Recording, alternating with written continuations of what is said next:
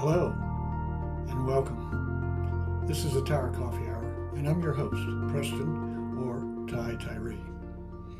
Today we're going to talk about the Mueller Commission or the Robert Mueller Municipal Airport Plan Implementation Advisory Commission. We call it PIAC, P-I-A-C, Plan Implementation Advisory Commission. And its job is to watch over Mueller and make recommendations to City Council. One of the great things that happened today was the Ronald McDonald House gave a presentation about their new expansion, and it's pretty exciting. So let's go see what the Mueller Commission had to do in June of 2026.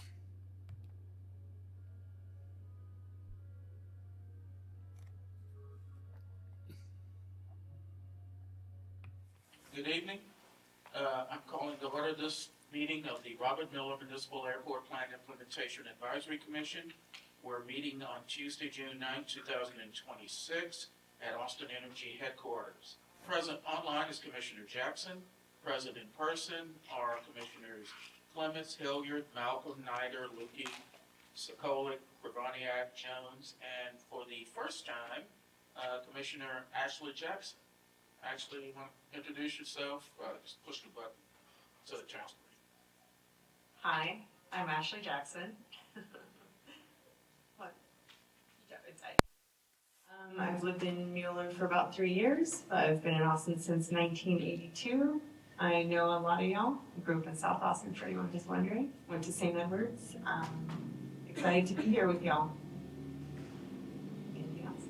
I think that's Awesome. Look forward to working with you here this last year and 6 months of this commission. So I'm sure we'll find plenty of things to work on the last year and a half. Alrighty. The next item on our agenda is public communications. This is an opportunity for anyone to provide up to 3 minutes of testimony on any topic related to the Mueller project.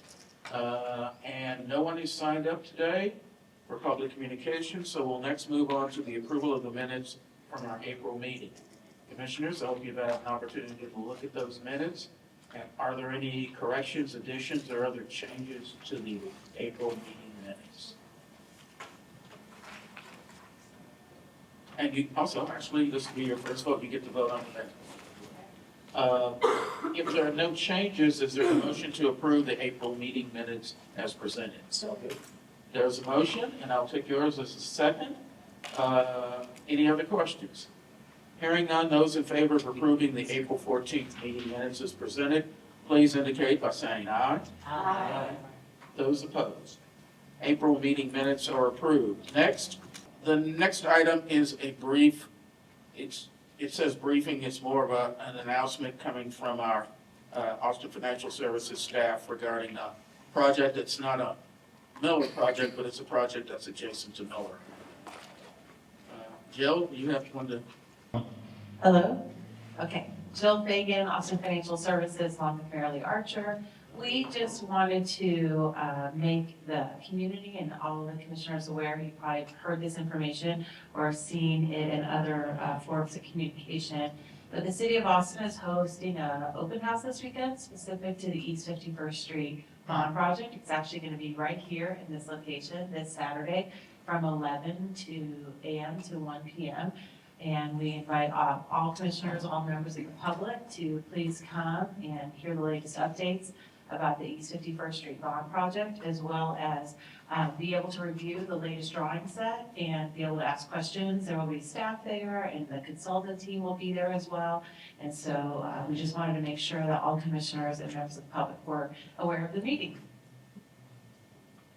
Thank you, Jill. I don't know how many commissioners plan to attend, but I guess if we think there might be a quorum here, we'll put a notice that we'll be present, but not actually participating in any formal way in that meeting. That is correct. And Marilyn has already drafted that notice, and we'll get that one posted tomorrow so that it's out there as well. So if a quorum of commissioners is there, it should not be an issue. Thank you. Could you recap the date and timing just to make sure I got it right? It's on your agenda. But it was. It's this Saturday, June 13th, from 11 a.m. to 1 p.m. here at the Austin Energy headquarters in this Is it meeting probably in room. this room? Yes. So we'll have it set up a little bit differently, I believe, and there may even be snacks and refreshments. Unsure about that, but. Thank you. The next item, and just quickly, commissioners, we're going to move on to discussion and action item. I just wanted to check with the other commissioners to see, is there any objection if we move, well, first we're going to hear from the folks from the Ronald McDonald House, that's our next item, but would there be any objection if we took up the discussion and approval of the annual internal review before we hear the always very popular Mueller development update? Hearing no objections, we'll make that slight deviation in our agenda. Next, I understand we have representatives from Ronald McDonald House. For some of the newer commissioners, I think we did have a presentation by them, but it was a long time ago. I think we were back in the days, we still had seven city council members, seven commissioners. So we look forward to hearing about the ladies from Ronald McDonald House. And will you just introduce yourselves to the record? Absolutely. Hi, my name is Arden Whitley. I'm the Director of Special Projects at Ronald McDonald House, Central Texas. And good evening, I'm Kristen Coulter, the Chief Executive Officer. We're so happy to be here, thank you. We're good. Okay, beautiful. Well, again, echoing Kristen's sentiments here, thank you so much for having us. We're truly honored to be a part of the community here. I live directly adjacent to the neighborhood, and so it's an honor to be able to live and work and serve alongside of you as my neighbors. Starting, if we could just move forward one slide. Thank you. Starting with a little bit about who we are and what we do. At Ronald McDonald House, we've been serving the Central Texas community for more than 40 years. We keep families close when it matters most. We provide services for children and their families who are seeking medical treatment, whatever they need so that they can remain close to their child's care. We remove barriers that strengthen families and allow them to access healthcare and healing when they need those services. I'll talk a little bit about our 4 key programs. Our first is our program that we're most well known for. We have 2 Ronald McDonald Houses here in Central Texas and the greater Austin area. Obviously, our community here really benefits from our house within the Mueller area. We also have a second house that was opened earlier this spring at Texas Children's Hospital in the North Austin area. So our 2 houses have a combined 39 rooms, which we'll talk a little bit more about as we plan to grow and serve more families that need us here in our community. But our houses are designed to, again, provide that care and comfort for families so they can remain close to their child's bedside. We are located directly on the grounds of Dell Children's Medical Center here, and again, at Texas Children's Hospital for our North Austin house. Our second key program is our family rooms. Think about them like mini Ronald McDonald houses located inside Central Texas hospitals. We have 7 family rooms. They have anywhere from 2 to 4 sleeping rooms within those family rooms, as well as a lounge. Families that are caring for their children in those hospitals are able to visit the lounges for either day use as well as overnight use. And truly, we're providing that care just steps from children's bedsides within those 7 Central Texas hospitals. Our third program is our heart cart program. We also have 7 heart carts across the Central Texas area. It's an amenity cart that is stocked with donations from our generous community and pushed around the hospital units to provide comfort and care items directly at the bedside for children and their families. So imagine we're handing out toys, puzzles, books, blankets, toiletries for mom and dad. We know parents often come to the hospital in crisis. They're not expecting to be there that day. And so we can even provide something as comforting as a change of clothes or a fresh pair of socks. Our fourth key program is our family support services. We know, again, that when families are coming to us, they're experiencing crisis. They're in a significant emotional need as well as physical need when they're caring for their child. And so our family support services provides that emotional health care for families, siblings, parents, caregivers, so that families can know that they're not alone in their journey and have the care that they need to navigate the healthcare system. So I know I've touched a little bit on our Ronald McDonald House here in the neighborhood. In 2025, we served 316 families with almost 10,000 nights of stay. On average, our families are staying with us about 30 days, so that's an entire month away from home that we are caring for families and the children who need us. We provided almost 50,000 meals. One of the key things we do is make sure that families don't need anything while they're with us. We're providing all of their basic needs and emotional needs. And we saved families more than $2.3 million in food and lodging services. All of our services are provided free of charge to families. We'll never turn a family away for an inability to pay. Again, we're located on the grounds of Dell Children's Medical Center. We constructed and opened our 30-bedroom Ronald McDonald House in 2007, so we're almost 20 years old at this point. Right now we have those 30 guest suites. Each one can accommodate up to 6 people, and each one has their own ensuite bathroom. Again, we provide those home-cooked and catered meals provided by volunteers. We have communal kitchen and dining areas, free laundry facilities, as well as a playground. Yes, so like I mentioned, our existing house here in the neighborhood is almost 20 years old. We do have some pretty significant deferred maintenance, and so we are undergoing renovations right now so that we can improve the quality of care and address those deferred maintenance items.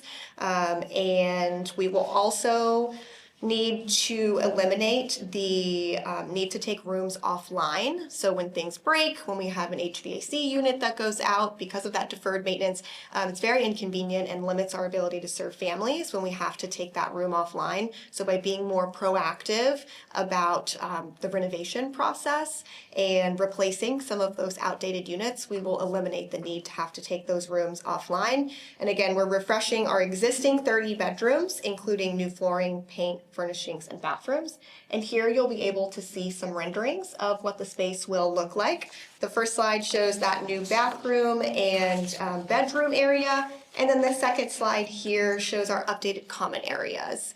We will also, in addition to refreshing our existing 30 rooms, we'll be adding 4 new rooms to our current facility. Again, that will expand our capacity to serve more families who need us and address our ongoing wait list. Today alone, we just got the updated numbers, we have more than 26 families standing on a wait list.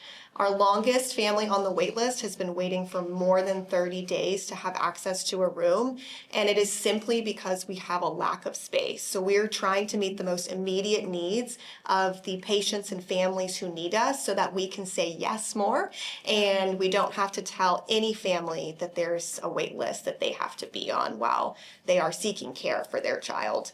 We will also be adding a second kitchen to serve as our family kitchen. I mentioned earlier that our meal program is run by volunteers. We're adding the second kitchen so that our volunteers don't have to compete with the families who are staying with us right now. Mm-hmm. We know that families may have religious or dietary needs that cannot be accommodated with a group meal or allergies. And so it's really empowering for families to be able to cook meals on their own. And so by having the second kitchen, we will allow for our families to be able to cook for themselves in the family kitchen, and then our volunteers to continue our meal service through a Meals from the Heart program. We will also renovate that existing volunteer kitchen to continue that existing service. I'm also going to hand it over to Kristen because we have another exciting update to share related to expansion. We do. Before I move on and provide some more updates regarding our upcoming expansion build, want to offer a tour of the new renovated house. So we should be done with completions end of September, early October. So we'd love to extend an invitation to all of you to come personally walk this new renovated house with us. So we'll make sure to coordinate and send some details over as soon as the renovation has been completed. So moving on to our upcoming, I would say, project that has been in the works for many years. We started our capital campaign, A Place Like Home, back in 2019, and we've finally reached a point in the fundraising phase of that capital campaign where we are looking to ground break for our new 38 plus room expansion later this year in Q4. So we're really excited about being at a place in this, I would say, long campaign thankful to so many generous donors, many of you, many organizations and foundations that have supported us to get us to this point. But as Arden just shared, we're at a critical point in serving what I would say a population of families that are awaiting. We've got a population of families that are in coordination with the specialty care teams at Dell Children's and many of our other pediatric locations that require certain, I would say, high acuity specialty care. And if we have a place for them to come and call home for that treatment and for those different surgeries and care, it's going to continue to be a blessing for those families, being able to be cared for at Dell and also have a place to call at home at Ronald McDonald House. This expansion, we sought a architect team. They're called Evolve Architects. They specialize in multifamily residential dorm design spaces, and they also specialize in wood frame, and that is the type of build we're pursuing with this 4-story new expansion. The architect team was consulted about a year ago. They took what was original renderings that we had designed back in 2019, which was a steel frame. And as you can only imagine, 2019, right before COVID, prices were much different. And unfortunately, we had to get really creative. I should say, unfortunately and fortunately, got really creative with identifying how do we accelerate a build to ensure that we still provide a high quality space, but also start meeting the demand that we're seeing coming in every day. And so the Evolve team built a beautiful space. We can probably go to the next slide. It will be a hotel style. Suite style rooms. Each room will have obviously a queen size bed, fold out queen size couch, and it will be hotel style where the sink is outside of the restroom and the shower, so that it's multi-purpose, so that families kind of have a little bit more of that individual space within the room. We will have a residential kitchen within this space. Again, as Arden mentioned, we just feel it's really important seeing the needs of our families to have a communal space to not only meet and build relationships with other families so they can have that built-in support system. But again, many families have so many strict dietary needs and allergies, and we wanted to make sure they have a space 24/7 to prepare meals. In addition to this expansion, we will have a gym for families to be able to work out, a business center for families that still are working. Many families cannot quit their jobs while their child is hospitalized, and we see that so many of our families are on Zooms and different calls and need that quiet business center type environment so they can continue to work while their child is admitted into the hospital. In addition to those 38 rooms, we will have 3 other lounges. Those 3 lounges will support various programming for our families, whether it be just an art play support area to a much more, I would say, designated program for teens. We have a lot of siblings that come along when families are admitted in the hospital, and so we want to make sure we're taking care of the entire family. And with that being said, every space that we have within this 27,000 square feet expansion was designed with family-centered care at the forefront. And so really being intentional and ensuring the spaces are going to meet the needs of our families and also have an element of multi-purpose. It's hard when you design certain spaces for one specific program, but as you evolve as an organization, that space may not evolve with you. And so we were really intentional in keeping some of our spaces designed with an option to be able to modify as the years come. We also have a beautiful courtyard that will connect the 2 buildings. On the Barbara Jordan side, that is where the buildings will connect and adjoin. There will be a hallway that will connect, so families do not have to go outside to access the new expansion. They'll go through a corridor hallway area. But between the 2 houses, we will have beautiful courtyard with serene water features, play areas for children, outdoor dining area outside of the residential kitchen, and just really, I would say, spaces for families to be able to bring some normalcy to the environment that they're in, as well as just have a peaceful place to rest and have some respite.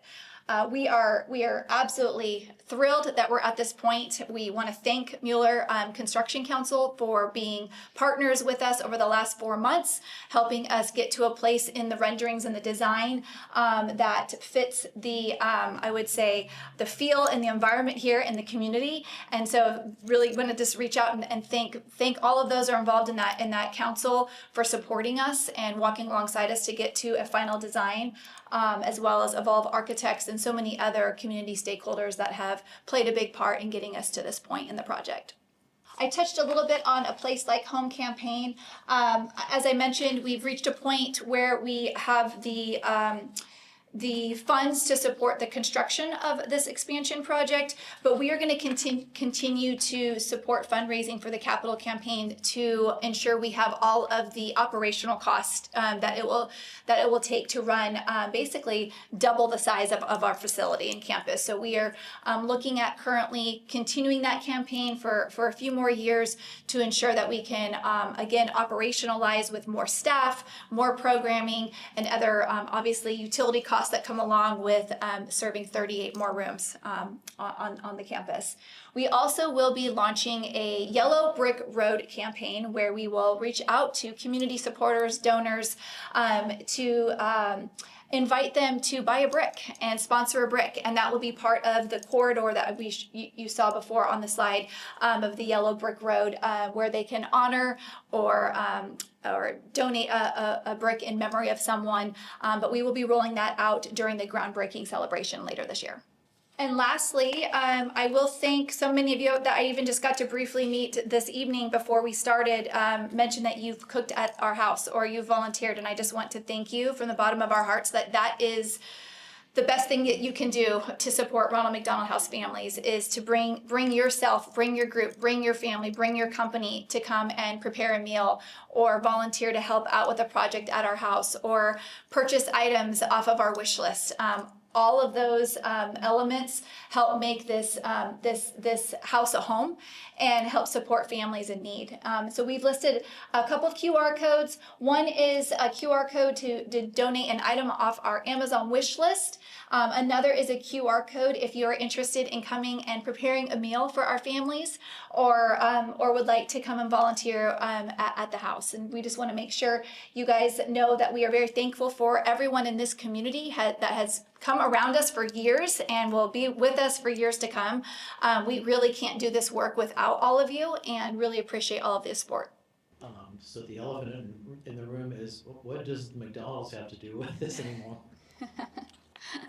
So McDonald's, they are supporters. They are supporters of our nonprofit. We have many owner operators that do choose to support us, whether it be through Roundup or various event participation. But we do require a lot of other, I would say, channels of fundraising to offset the McDonald's current support. Yes, Corey. Thank you, that was great. Remind me again of this expansion project. Your groundbreaking is this fall. Later this, And what's the end of the project? it's about an 18-month project, so we should be welcoming families in Q1 of 2028. Thank you. Mm-hmm. Yeah, a couple questions.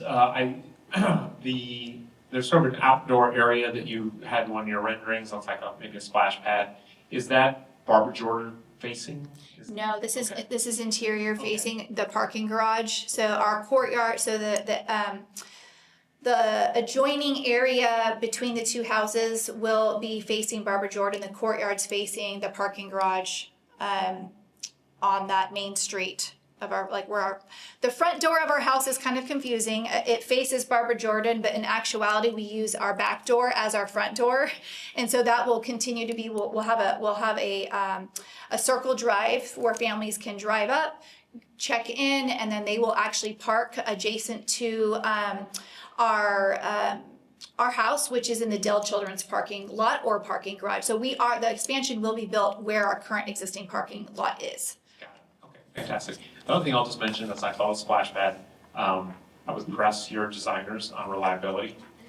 Had some experience with that, and so really grilled them on how to ensure that they will have a sustainable a splash pad. Yeah, David, I'd love to, if we could connect offline, I'd love to just even better understand some feedback, because we welcome it. Yeah, thank you. Commissioners, other questions? And could you explain again, you'd mentioned about your entrance and you actually used the side entrance. Can you kind of explain where the families will park at? Yeah, they will park in the parking lot immediately adjacent to our house currently right now, which is on the Dell Children's Hospital campus. They also have full access to the parking garage as well, which is next to that open outdoor space. Yeah. And is there, you'd mentioned lots of collaborations and other supporters. Is there anything the city could do to help leverage the resources you already have to help promote this program? Yeah, I would say we're in the final stages of our final round of comments for permit, and so as soon as we receive that permit, the sooner we can break ground. In addition, obviously, we're going to be working closely with all of the City of Austin inspectors for the duration of the project, so just helping expedite those inspections. Sometimes those are delayed, which we understand there's a lot of projects going on in Austin, but we did experience that during our Texas Children's Hospital build. Again, they got there when they could get there, but I think sometimes that does delay then the follow-up inspection, right, and the secondary inspection. So just continued support in I would say responsive inspection scheduling, and then during those inspections, if it is clear as to exactly what we need to mediate or repair or modify, so that we don't have to go through multiple rounds of iterations, we could then schedule the second inspection and keep moving on. Commissioners, other questions? Well, I hope you have great success and look forward to the opening of the new section of the project. And I can assure you, Dave is right on target when he says you definitely want, durability is very important with the splash pad. That's one lesson we can tell you that we've learned from them. It's very good to know. Thank you very much. Thank We you. appreciate your time. Thank you. Thank you.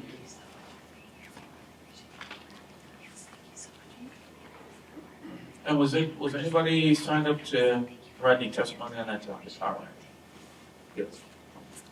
All righty. Per our earlier discussion, we'll go a little bit out of order, and the next item on our agenda is discussion and approval of the 2025 Mueller Commission's annual internal review to the City Council. I believe everyone has received a copy of the draft, hopefully soon final report. We follow, of course, the format as we're required to by the city. Most of the content, after some discussion back and forth, is similar to the content and layout of previous reports. As we discussed last time, there'll be some opportunities for us to provide other feedback to City Council in a format that's not quite as restrictive as this one. The section 1, which is kind of a summary of the items we covered last year, included, of course, the Icon 3D printed housing, the update on the historic zoning designation for the Browning Hangar, the annual update on minority and women-owned business enterprise contracting, a early briefing on the East 51st Street Mobility Project, the annual affordable housing update, the discussion about the Jordan 2 apartments, affordable apartment proposal and our support for it, and of course the discussion about the status of the Mueller TIF fund and the naming of Gerard Kinney Park. Rick, do you want to kind of summarize what's in section 3?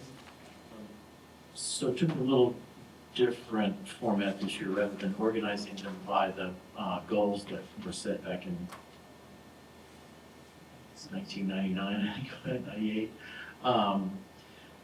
Just to do focus more on sort of what's been determined by working groups, and it just dawned on me that those don't get mentioned in this report, and that might be let's put a line at that, that we've had more than one working group, I believe, over the past decade. But just to talk about the Mueller has met most of those goals, so we're now looking toward the end of the project and what is left to kind of do. And some of these things I'm not familiar with, but I was told to include them in here. So a lot of it has to do with the transfer of responsibilities, of maintenance, of funding that has come from either the master developer, whatever name they go by, and the property association, owners association, and then the city of Austin. So we want to make that as seamless as possible. It has to do with obviously the access to parks, pools, greenways, the historic sites, the Mueller Tower and hangar. And then there was the concept of establishing a conservancy to maintain one of those, either or both of those two historic sites. So that's in there. We're going to be asking for a lot of information from city departments, Banbury Development, and any other critical contributors to what has made Mueller a success, and to keep that going through this rest of this year and next year. So that'll include the updates on the MWBE contracting. That's getting really close to being completed, I think, at this point. Updates from financial services, that the tax increment financing, which is required, and disclosure required by state law, and possible consideration of commission recommendations to the city on the allocation of any remaining surplus funds. There's for information on the percentage of local retail and commercial businesses to see that that goal is met. I'm pretty sure that is, and they're doing good, but just to make sure that that's being up to date. Request Banbury share plans for any remaining undeveloped property, so that we see that there's a continued diversity of businesses, employment opportunities, and housing. Confirm, just to learn more about the disposition of the Browning hangar, because I'm still a little unclear on what happens if that is not sold by the time the MDA expires. So I think we'd all kind of like to know how that process is going to work. The use of the parking and traffic management district funds for on-site mobility and transit-related improvements.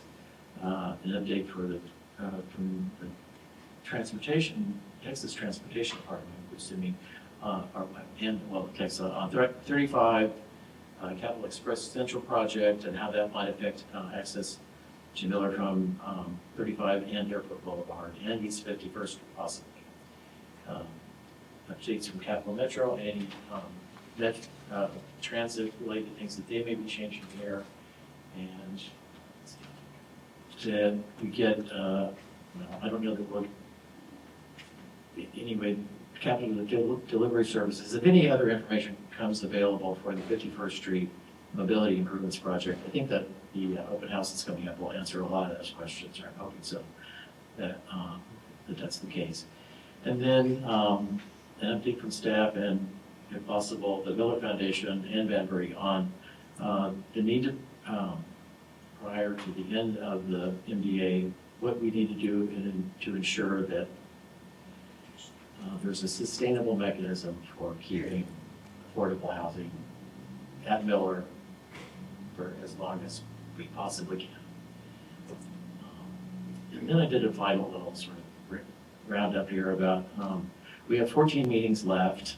We will probably be advising the council on some MDA and other issues, making sure that the TIF is properly maintained and managed, what the plans for the Mueller Central, maybe if Banbury discontinues its lease, and then the maintenance and protection of the hangar until it is sold. Just want to make sure that that's. And I'm just encouraging that there's a lot of entities involved here. Things are going to come up. Questions will arise. Conflicts may happen too, but I want everybody to try to work to manage those and find solutions as quickly and as cooperatively as possible. Commissioners, questions, thoughts? Yes, Kevin.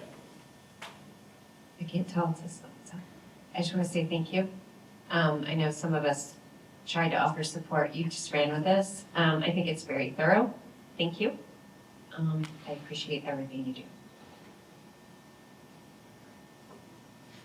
And I'd also like to point out that, I did the first section, but Corky assisted us greatly in shaping this so that it was as thorough as we could be without being too long. And we really appreciate the help and Rick took on the always challenging section 3. Other questions, comments, thoughts? Okay. Is anyone signed up to provide any testimony? I'm so sorry. Just sign up, please.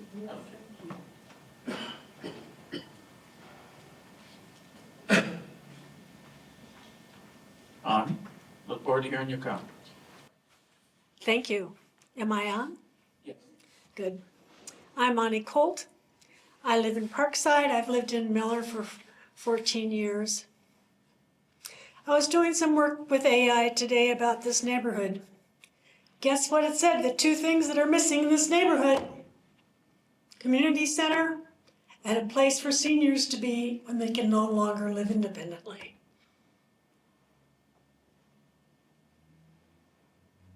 That's it. Commissioners, any other questions, comments before we take a vote?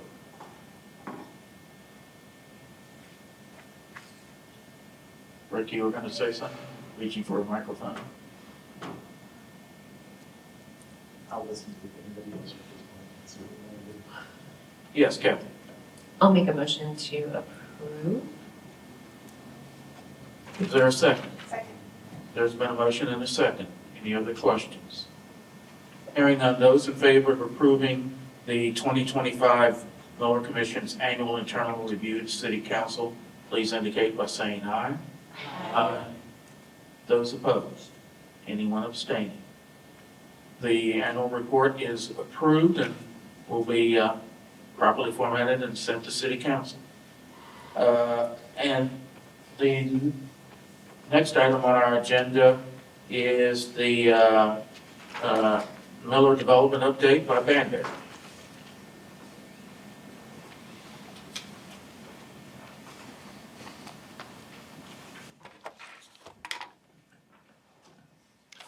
Good evening, Commissioners, and welcome, Commissioner Jackson. For the record, I'm Brian Dolezal. I'm responsible for marketing and communications on behalf of Banbury and the City of Austin for the Mueller redevelopment.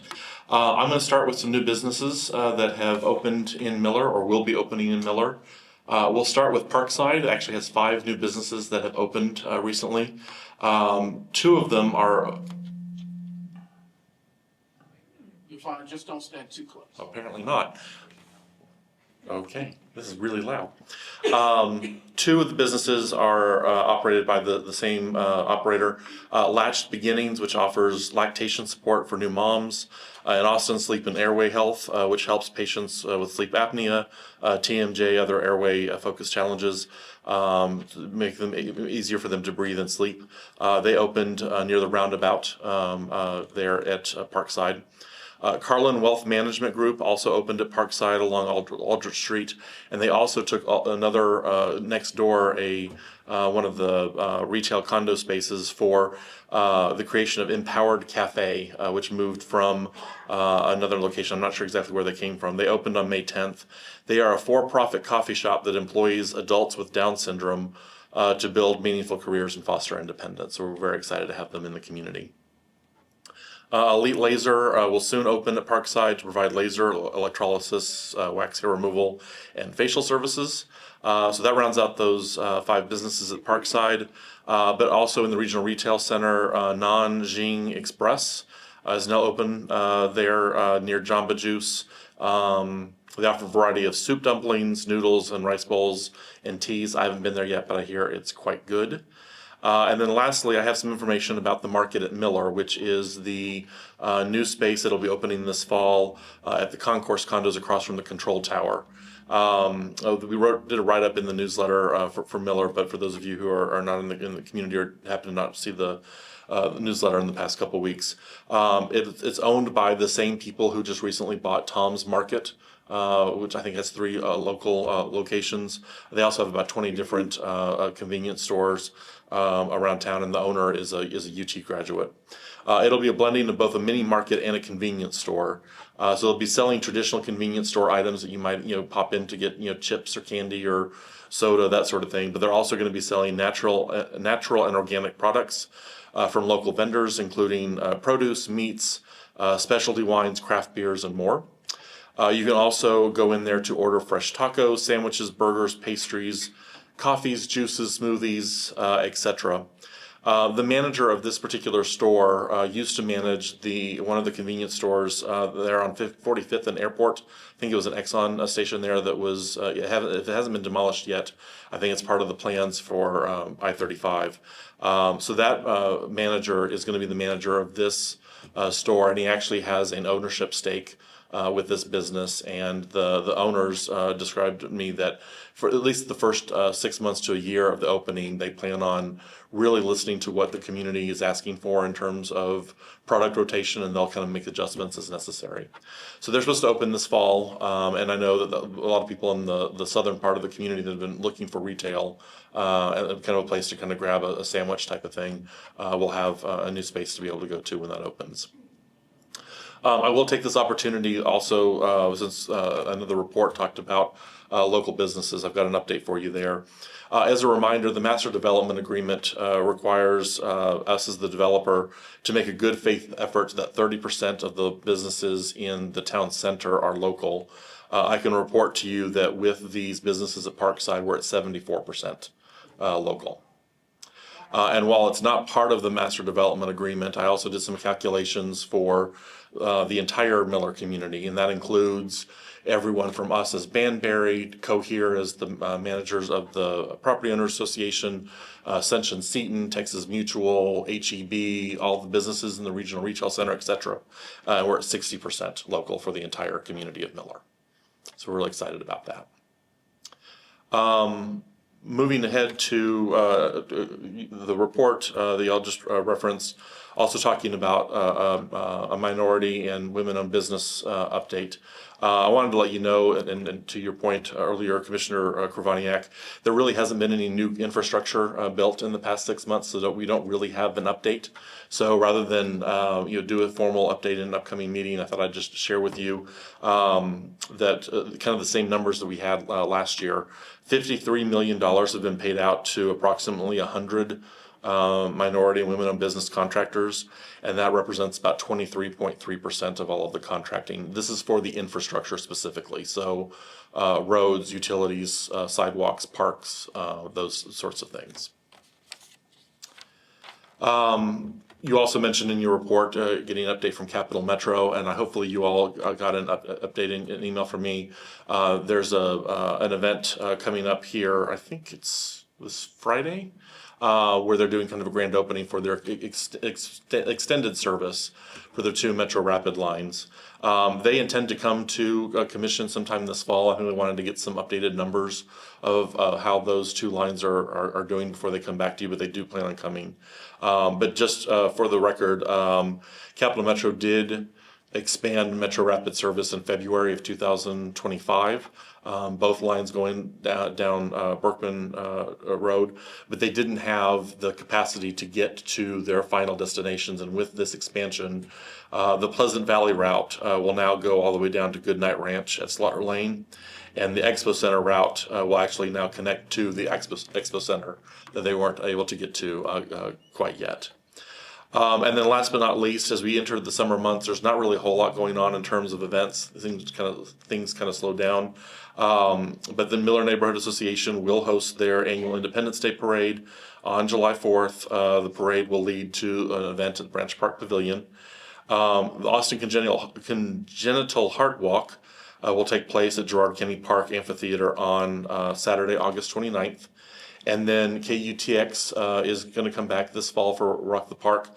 They will be doing events in September, October, and November, but we don't have the exact dates for those yet. And as soon as we have them, we'll certainly share them around. And then my last update, in case you didn't see it, AAA Magazine, which is a very well-read national publication, identified the top 9 farmers markets in Texas.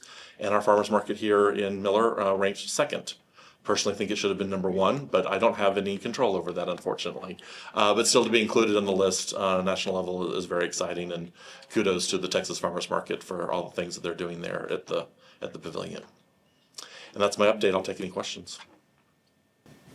I know some of this is a work in progress, but there's still a few little lots around that haven't been sold. Do you know when we might get an update on those? Are you referring to residential or commercial or both? Like there's a little piece at the end of Zach Scott and Tom Miller. There's like little stuff scattered around. We are working with a home builder on that right now. Contract hasn't been signed, so I can't go into details on that, but it will be likely 4 row homes that'll be take that spot at the corner of Tom Miller and Zach Scott, close to the skate park.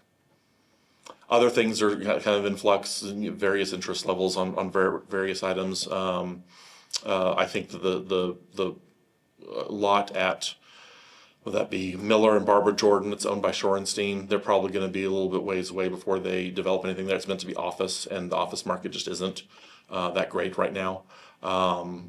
Exploring options there at the 51st and Berkman site. There's exploring some options at the control tower site. I believe that Gemdale, which developed the medical office building kind of behind where Coeur's is located, it used to be Cedal. There were plans for a I think it was a 4-story condo project. They're actually in the process of, rather than developing that, they want to sell that land. So that's currently up for sale right now. We're kind of waiting to hear back on that. I think that covers all the things that, at least my mental checklist of kind of what's remaining in terms of development. And no update yet on the hangar yet, but there will be at some point, I'm sure. Yes, Rick. Just to clarify, so the 51st and Berkman, 8 acres or whatever, Shorenstein owns that, or? No, Shorenstein owns the lot that's at Barbara Jordan and Miller Boulevard. Yeah. So next to Austin Energy. The 51st and Berkman side is north and east of there. And I understand that Delezal of Banbury, I don't know who owns it, but it's. I believe we own it, but I guess. Thank you. Other questions?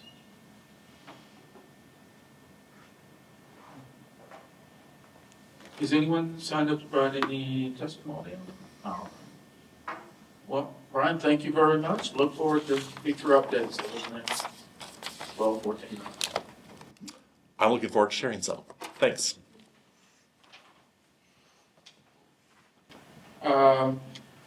Commissioners, and actually, of course, we don't meet in July. Our next meeting is in August.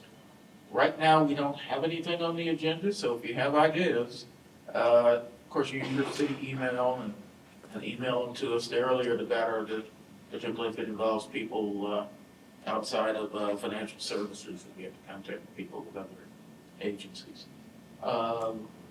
With that, yes, Mark. Is it possible that we can talk about drafting a letter to the city council to reach out to the UT Board of Regents and ask them what they're going to be doing with this property that they have ignored for about 20 years? We'll put that on the list of future potential discussion. I feel like the city council needs to do this job of finding out, because officially, it's kind of their job to figure that out. We can suggest to them to please talk to us, but apparently UT doesn't want to talk to us, so maybe they'll talk to the city council. All right, we'll put that on our list for future days. Brilliant. All right. All right. If there are no other suggestions at this time, is there a motion to adjourn the meeting? There's no motion. Is there a second? I'll second this. There's a motion and a second. I see no objections. Look forward to seeing everybody, hopefully in August. Meeting adjourned. And congratulations, Ashley. Yeah, thank you. Yeah.